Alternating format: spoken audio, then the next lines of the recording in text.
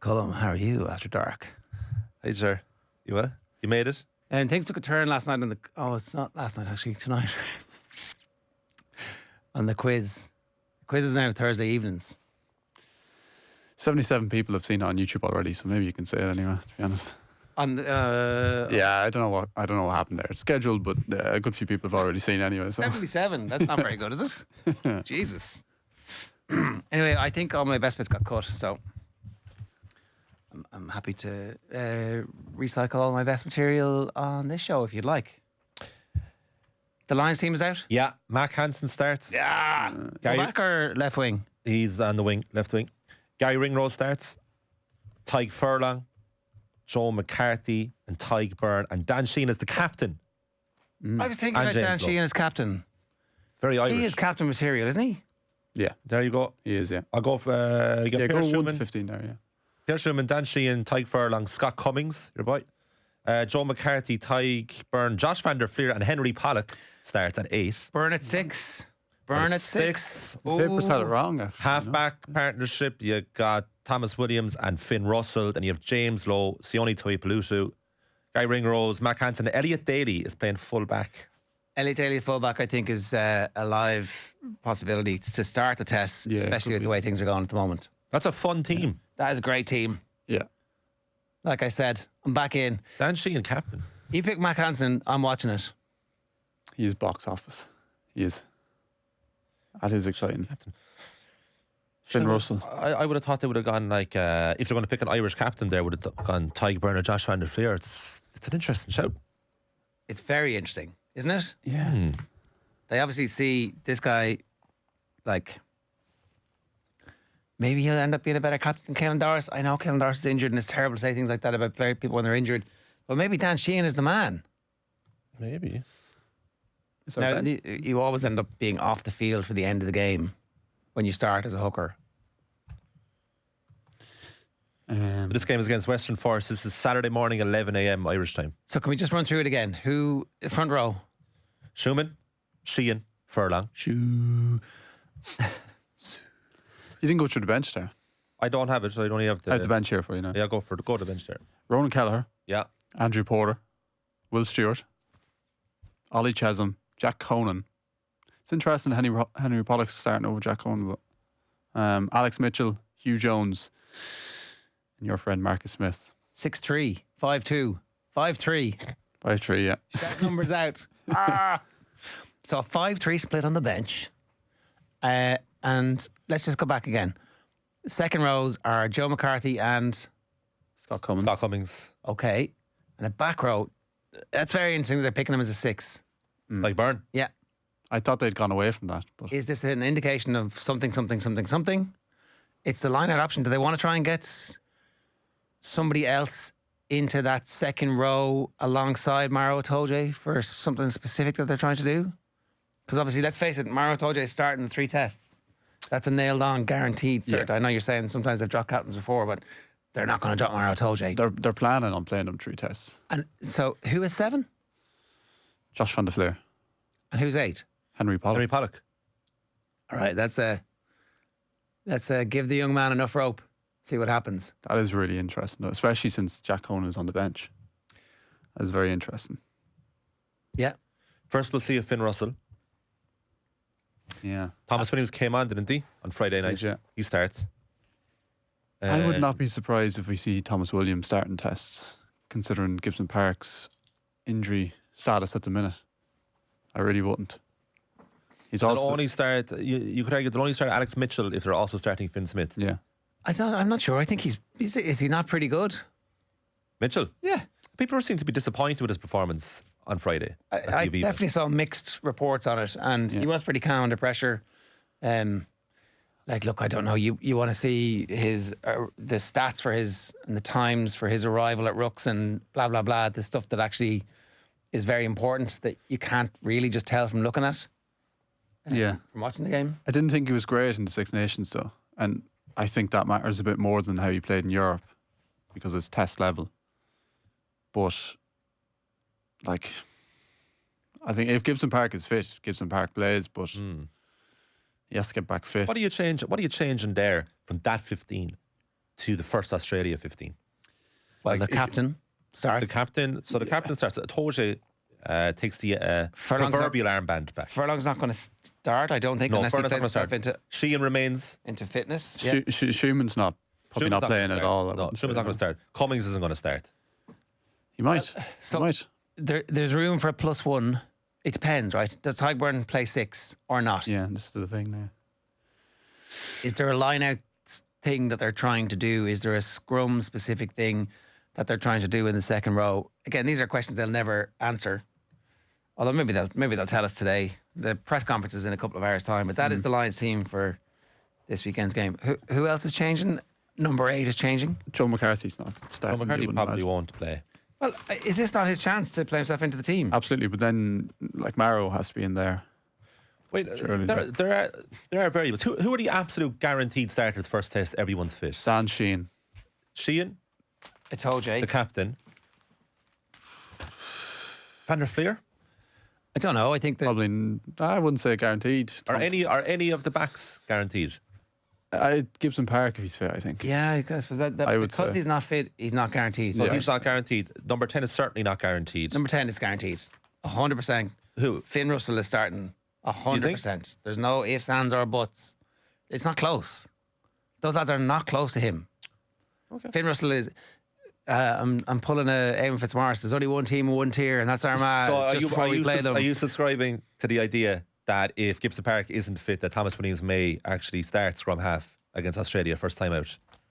Because they're going to keep Mitchell and No, I'm not. Smith I'm not together, no? subscribing. You. so you're going to go Mitchell Russell if Gibson Park isn't fit. I'm not picking 9. Right. I think that 9 is up for grabs. 9's up for grabs. So 10 is Russell, not up for grabs. Finn Russell. okay, you're having Russell. Does James Lowe start no matter what? You know what? I would say so. Yeah, I don't really. There's no one better than him on the left wing. Who's the other wing?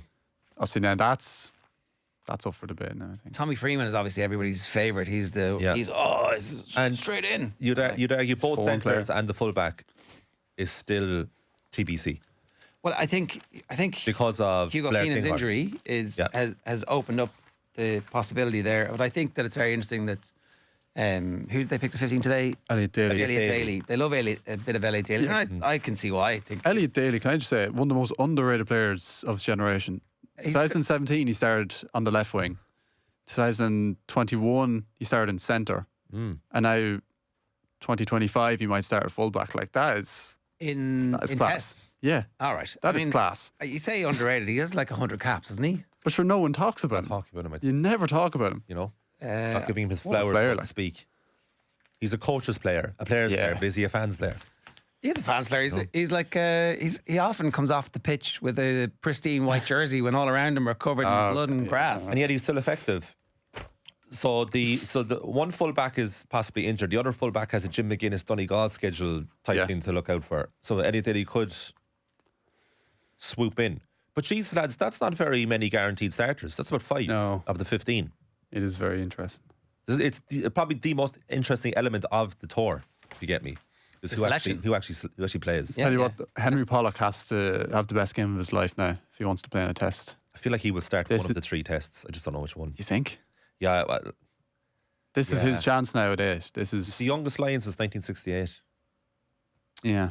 But I don't think that matters if he's going to be if he's going to make that much of a difference. How many there's loads of games before the first test, isn't there? There's a good few.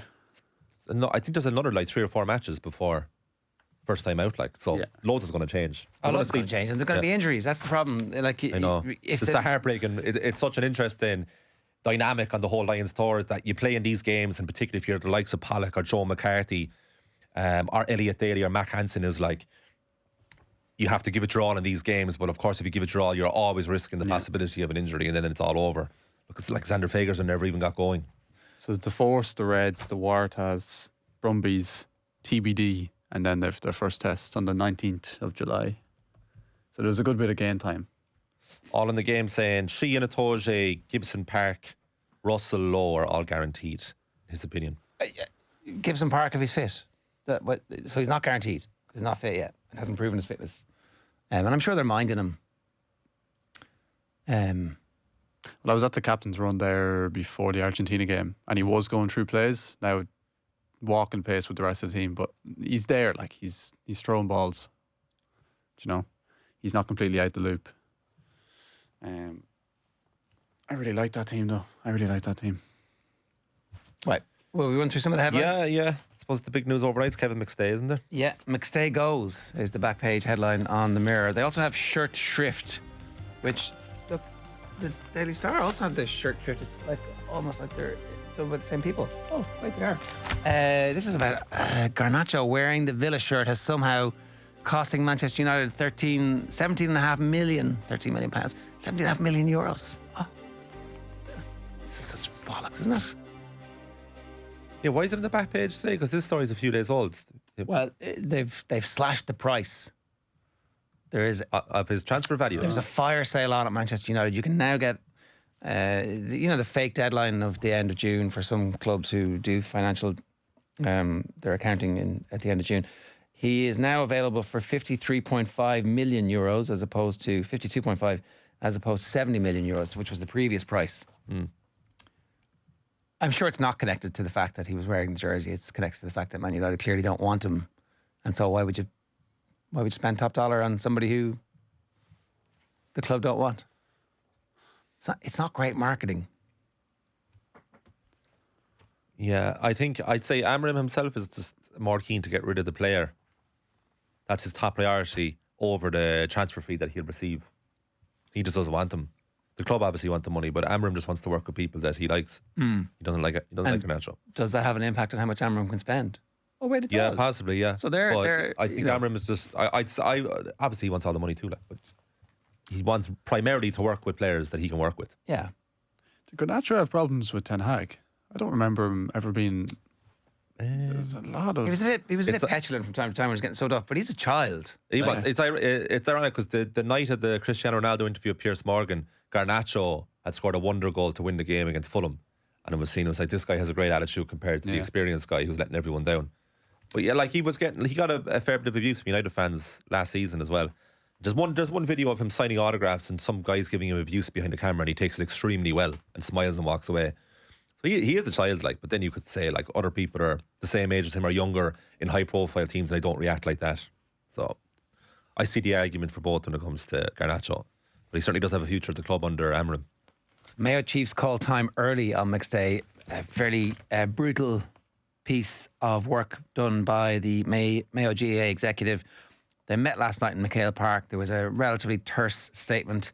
A decision was made to relieve Kevin McStay and his management team from their roles with the Mayo senior football team with immediate effect. We'd like to sincerely thank Kevin and his management team for their time, effort and commitment to the Mayo senior football team during their tenure. Their dedication to the players and the jersey has been greatly appreciated by all involved with Mayo GAA. We wish Kevin and his management team every success in the future, both on and off the field. An update regarding the future management of the senior football team will be provided in due course. That is so that's carried in all the newspapers today. I'm not linking these, right, but I am saying that there are big features about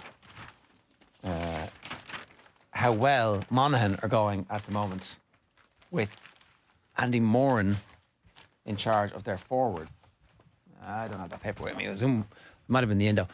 They were pointing out that now this is totally coincidental because obviously that piece would have been in the works for a while. Monaghan kind of underreported how well they've been going at the moment. Heading into the weekend, they were the only team to come through unbeaten. They've only played 4 championship games compared to Donegal's 7. And Donegal obviously beat them. It ended up being quite close in the end. Yeah, it was. In their first day out. Yeah. And then Monaghan took some time off, totally long grassing it. Moran's mantra, working magic for Farney's army. It's a Michael Verney piece today. Former Mayo star hits ground running as forwards coach at Monaghan. Is he the perfect candidate for the Mayo gig? It's what I thought reading the statements, to be honest. Yeah. Halfway through the statement, I was thinking, because if everyone's going from this era, including Stephen Ratchford, you think, well, they're going to want someone new and young in, and to start this new generation of Mayo. With a link to the golden generation. It's perfect. It'd be tough to say no to. Huh? It'd be tough to say no to. Yeah. We just got to, I suppose it's the decision for Moran to make more than Mayo, I would say. Do you take this job as the dream job on paper?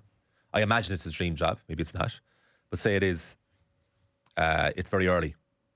Well, it's very early, and do you feel like the current crop of players is going to be the one that gets you to? But the great regret in life would be if you say no and then don't get a second chance. That's why all these people say yes to these jobs prematurely and just hope it works out. Is it too early? Like he has one intercounty job and now he's a backroom job, and that's his experience. Yeah. I don't see much of a problem with that at all. Oh, there's a lot of young coaches like Ger Brennan and Conor Laverty doing great things at the minute. I don't see any problem with it. He'd be super familiar with this. Ger Brennan's not his own county, you know. This is going to be the emotional toll as well for Andy Moore. I don't know. I think that can only be a good thing if he knows the system. I hope it happens. I hope he takes it. I hope he gets it. I hope he gets offered it. He'd be great. But that's the only doubt, really. It's like, do I want to get a few miles more? Well, I suppose the thing is that there will be competition, I'm sure. There's always competition for the Mayo gig. There's always like 5 or 6 rival managerial conglomerations that get put together, that get put forward. But maybe if Andy decides to go forward and puts together a backroom team. Now, after what's happened at Meath, do the backroom teams really matter? Do they matter that much? Because we definitely went deep with Tommy all off-season about how important the backroom teams were, quality of coaching, and they obviously matter to a certain degree. Maybe all the good quality coaching that Meath got from the two lads in advance of the championship is standing them in good stead now. Maybe they agree with you. Maybe they'll go after Robbie Brennan. You know, they could target managers in situ. I don't think they'll do that. Is Andy Moore, you remember we talked about messiahs in GAA, is Andy Moore and Mayo's messiah, is he that type of character? Is he a big enough character? Oh yeah. Well, that person to just lift Mayo up by himself. I mean, obviously Lee Keegan also won Footballer of the Year, but him and Lee Keegan are Footballers of the Year in a county that hasn't had All-Ireland national success since just after the war. Was it? What year? 40? Was it 48? 50? 40? Early 50s, whenever the curse started. Yeah. Should really know that. That's a good quiz question. But yeah, like absolutely, Andy. And the thing is, he's an incredible communicator, obviously totally and utterly committed, has gone and cut his teeth, has known the devastation of being beaten by New York. Like, there's a penalty shootout. It's like the highest profile one at that stage. Is it one of the first championship ones?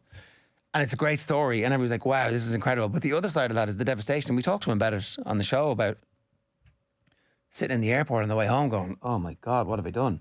But for them to come back from there to end up getting promoted to Division 3, like he left them in very good state. They fulfilled every fixture, which turns out is difficult to do. Subsequently, we've learned. And now the Monaghan forwards are like kicking 22, 26 points a game. You're like, this is pretty good. So the CV is there. I think the county would get behind him, apart from your man, obviously, at the bar. But even with Mayo, it seems a massive problem is just getting their forwards in line and working together. Like, because they have great forwards. Like, that's not a question. They have really good talent up there. But it's a thing of like, how are they using them to their full ability? He's obviously done that with Monaghan. There's a lot of young forwards there, and I don't know if you've watched much of them this season, but they're brilliant to watch with the ball in hand. Will Killian O'Connor come back? You suspect he probably would come back for one last tour of the battlefield. It's tough for McStay. Not surprising. Look, there's a world where he greenlit this statement, and we're not going to know about that. But it wasn't a surprise statement. Well, there was no comment from the decision wasn't exactly, and so all of it was fine, like understandable. But it was just because it was only late May that he stepped away for health reasons, and then this comes in the back of what, really, in the grand scheme of things, days after they exited the championship. Not like they were in a mad rush to announce this, but yeah, it's tough for them the way it ended. It is tough, and we really hope that we haven't heard anything about his health. We really hope that he's well. That's the most important thing here. At the same time, you would say that Mayo management team haven't delivered on what the expectations were, or what their own expectations were. So they're two separate things, right? You absolutely wish the very best for him and for everybody involved, but the county needs to move on. And I think, in fairness, I did say it was fairly brutal at the start, but like ultimately, here we are at the end of June. And they have plenty of time to make decisions about what comes next. potential future Mayo managers can go and watch club league games at all levels in the county, scout players, and then come whenever the official appointment gets made, which presumably is after the All-Ireland final, or maybe it's before that, then everybody is aligned early and you start. You know, they're not messing around. There's no long winter of discontent. There's no rumour mill. I mean, obviously it's Mayo, there will be a rumour mill. Yeah. It is mad, like the Cavan game has just haunted them this season completely. Like that one kind of blip. Like, look, me being from Cavan, it was a great day for us, but like, you know, it hasn't meant that much to us, but it's meant a lot to them in terms of how their season's gone and how their management has gone. Yeah, it is. It's a mad sequence of events, really. I wonder will Lee Carsley be a contender for the job? He's flying it there. England under-21's back into the Euros final. Harvey Elliott, a man against boys. Second goal there, he was running through it like it was playground, like it was PE. Yeah. And he was the captain and picking all the best players for himself. Just ambles by the Netherlands, no bother. Would you say the defence wasn't great? They split open. Yeah. It reminded me of Brian Howard's goal. He just kind of went to recycle it, came back around, and then just decided, actually, I can just go and score here. I don't really need to pass the ball at all. Goes to show the levels, like. So Harvey Elliott is not under 21 whatsoever, but he's picked anyway, and he's playing against these boys, and he showcases the difference in the levels for a guy who's a Liverpool squad player. But he's having the tournament of his life at the moment. And the Dutch goal was class as well. Oh, for anyone it's that didn't see it. sensational, yeah. Like the way he takes it. This guy, he was on loan at Hull, actually, for any Hull fans out there, a couple of years ago. But he curls it around the goalkeeper, Beadle, who plays for Brighton. He's only 20 himself, the goalkeeper. What a finish, like, curls it around. Noah Ohio. But from downtown, from miles out. And he just, it's the curl on it. The ball gets hiked forward from the left back position. The curl is gorgeous. But nevertheless, Lee Carsley keeps on delivering. And who knows, like, I see that Dermot Keenan is asking, is the 21s his level? Of course, we don't know. But he's excelling at it.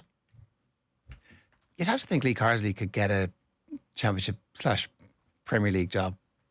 The way, no? Well, like, everything's open and up for grabs with the Keith Andrew news. Sorry, is he just waiting for the England job? Because, like, Tuchel obviously is just there for this period of time. He had it. He did interim stint as the England manager, and he didn't seem to like it too much. There's way too much pressure. He wasn't very good, right? Now, but he experimented, in fairness. He played this false 9 formation one game, and they lost. He wasn't very good, but it turns out nobody's very good at managing international teams. Tuchel comes in and everybody's like, what is this? Bring back Carsley. And they were not saying bring back Carsley. I just don't think there's a world they'll do it, because he didn't carry himself as a guy who wanted to be the England senior manager. Yeah, but things can change. He can go away and get a bit of coaching and that and come back next time and go, I wasn't ready for it then. I'm ready for it now. Yeah, I don't know. I'm wiser and more mature. And look what Thomas Tuchel did. He did nothing. He was your superstar. I won a Champions League. Sir Gareth Southgate today. Did you see this? They've decided Sir David Beckham, Sir Gareth Southgate. Mm-hmm. Obviously, the football fan, Prince William, is obviously there going, here, give it to all my football pals. Another Aston Villa legend, of course, Southgate. Maybe that was why I got it. I got sidetracked there by...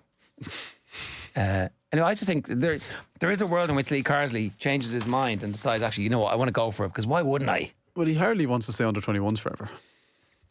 I don't know. He's excelling at it. Like, if you're very good at it, maybe he doesn't want to leave. But it does. Like, who knows? It is something of a job for life if he wins this again, isn't it? Yeah, exactly. Yeah, if he retains it, 100%. I imagine his ambitions beyond, and it must be tough to build connections with that, like an under 21 team, because conveyor belt players, yeah, like passing ships, yeah, and never really get close to anyone. Maybe that's how he likes it. Keith Andrews there. He's going to have it tough from the start. He's going to lose his captain here. See this? Christian Norgaard's going to Arsenal. Yeah. And only getting less than £9.5 million for him. He's an outlet, nothing though. These days. He is an outlet, comparatively. He's going to be the oldest player. Thomas Partey obviously is not going to re-sign. He's 31. Yeah, he's going to be the oldest player at Arsenal by a mile. But it's not that old. Well, sorry, I'm very young. I'm making the point that if he died, it'd be a tragedy. Well, I mean, you're thinking of yourself here, but in football terms, he's an outlet. No, he's a young boy. You're not going to make it as footballer anymore, Colm. Do you know who, window has do you know sailed. Who Brentford should? Window's closed. Do you know who Brentford should sign? Actually, Jamie Vardy. Why? Get him in for free. His contract expires there the 30th of June. I'm not I was sure looking at that it last night. type of Moneyball signing. Maybe it is. If he wants one last hurrah, if he wants to play in the Premier League still. But they'll need someone if Mbeumo does go. But they're losing their captain now as well. You worry for Brentford next season, big time. Do you think there's any world where Caoimhin Kelleher's regretting this? No. I think Kelleher just wants to play football. But he could have played a lot of clubs. Where were the options? What? When push came to shove, where were the options? Could have gone Chelsea, Spurs, Will you say this? Newcastle.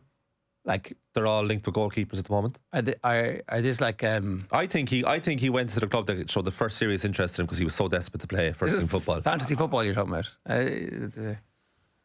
No, he could have. Transfers happen like this all the time. You're linked with a number of clubs. One club signs you. I'm sure he could have just waited it out and see what happens. But he was very keen to go from the start when Thomas Frank was in situ. Like, did Thomas Frank tell him, I'm going to be here next year? I'd love to know that. Because when you're signing for a club, a lot of it is you are signing for the manager as well.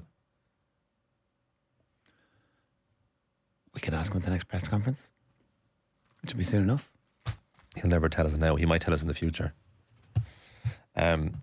Big day for anniversary as well. 35 years ago, Ireland, Romania, Italia 90. Saw this clip, Jack Charlton saying he hadn't smoked in 2 years until the penalty shootout. Turned around in the stand, asked someone for a fag. And then he was talking about the penalties themselves, and he was commenting, I just can't believe David Leary went up to take the penalty, as if he had no say at all and who was taking the penalties. Different time. Great approach. I don't think he had much of a say. It's like, who wants it, But he was surprised when he saw David Leary walking up. Well, it's not even like he knew the order of the players. He didn't really like O'Leary very much. No, he didn't at all. He was a fancy Dan. Where were you lads? It was one. You were At home, watching it at home. It was a Monday afternoon. And June, why weren't we in school? Maybe school just... I was told if you looked out the window that afternoon, there was nobody at all in the streets whatsoever during that penalty shootout. The country is closed down. And a busy work day as well. Well, it was the biggest thing ever. Mm. I remember the 1980s are kind of entirely in black and white in Ireland. And here's this splash of summer colour. Now, that's not entirely true, because obviously in 1987, I don't know if you've ever seen the footage of like Stephen Roach getting an open top bus through Dublin, and it was pretty busy. And then obviously Euro 88, the team getting an open top bus. Did they get an open top bus? There must have been. Must have been a homecoming for the Euro 88 team. Was there? Yeah, there would have been. But that's not the famous one where he was like, No, that's we 90. drank little and prepared well. We're going to change that tonight. That was definitely 90 when he came back to Dublin. And then they had the 94 homecoming where Boyzone are wearing orange boiler suits at the Phoenix Park, and Joe Duffy is the host. And not many people showed up because they're like, oh, we only reached the second round. Yeah, It's a failure. It's like what we wouldn't give for a second We round. got used to the World good Cup times. now. We got used to the good times at that point. I know. We should hold ourselves to higher standards. We did screw up in that World Cup badly. We had Roy Keane and Paul McGrath in the same team for like 4 games. We could have had a slightly higher ambition. But anyway, have you seen how dangerous the football has become at the Club World Cup? The weather, the dogs, they're getting Crocs for the dogs, the Crocs for their paws. Because it's too hot. It's too hot. Grind is too hot, yeah. Above 30 degrees is dangerous for dogs and their paws. Jesus. And I think it was like 38 degrees yesterday in some game. Yeah, that's 38 degrees in the shade, right? Yeah. Like, Didn't Chelsea have to call off training? Maresca was saying, they can't train. It's just too hot. That's by all accounts, so there's the mid-afternoon fixtures, the 12 o'clock kickoff fixtures, and then there's the evening fixtures. A load of the 12 o'clock fixtures have been nil-alls because everybody's absolutely wrecked, wandering around the place in the heat. The evening fixtures have been great, and there've been better attendances, and some of them have been 4-4 draws, there've been loads of goals. Now, some of those are dead rubbers, so it didn't really matter. But as the competition progresses, more of the games will be in the afternoon, so that we in Europe, who have turned our backs on this competition, will actually be able to watch the latter stages of it, which start next week.